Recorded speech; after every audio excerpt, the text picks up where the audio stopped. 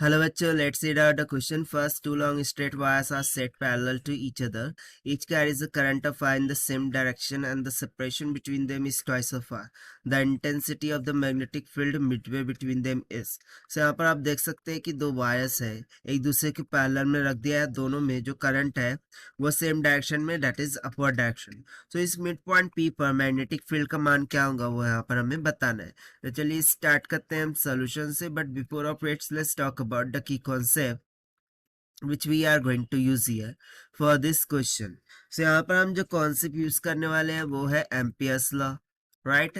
सो Ampere's law से what we know that कि जो मैग्नेटिक फील्ड होती है this is nothing but is equals to mu not R divided by 2 pi into R के बराबर होता है, और या फिर हम 2 पाई इंटू डी ले लेते हैं जहाँ पर डी परपेंडिकुलर डिस्टेंस होगा.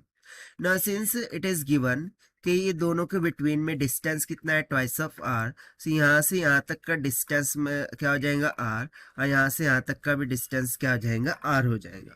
सो देखिए पहले वाले कंडक्टर में से करंट अपवर्ड डायरेक्शन फ्लो है, दूसरे में से भी करंट अपवर्ड डायरेक्शन में फ्लो है, यानी कि करंट की दिशा क्या है, सेम है.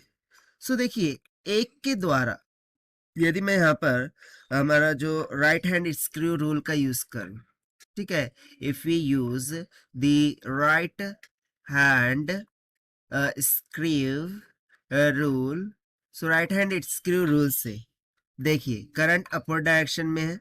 सो इस तरीके से रखिए थंब को, राइट. सो हमें मुड़ी हुई उंगलियां डायरेक्शन ऑफ मैग्नेटिक फील्ड दे देंगी.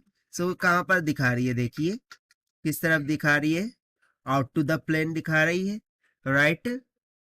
सिमिलरली यदि मैं इस सेकंड कंडक्टर के लिए देखूं, सो वो क्या हो जाएगा, इनटू द प्लेन हो जाएगा.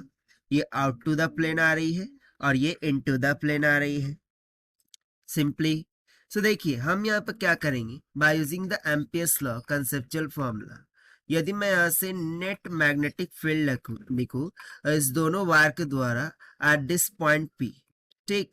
सो वो क्या हो जाएंगी, that will be equals to, एक तो हो जाएंगी फर्स्ट कंडक्टर के द्वारा जो कि हो जाएंगी mu not into R divided by 2 pi into D.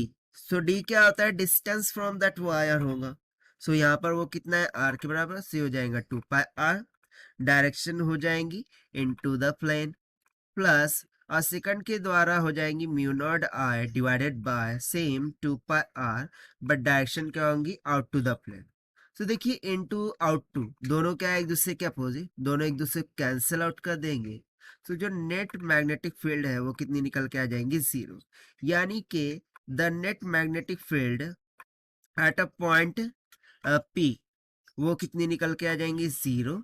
और यही हमसे पूछा गया था to find out, and this we have found by using the concept of Ampere's law and right hand screw rule से. Now let us take the option. So option C is correct here. So this is the required solution.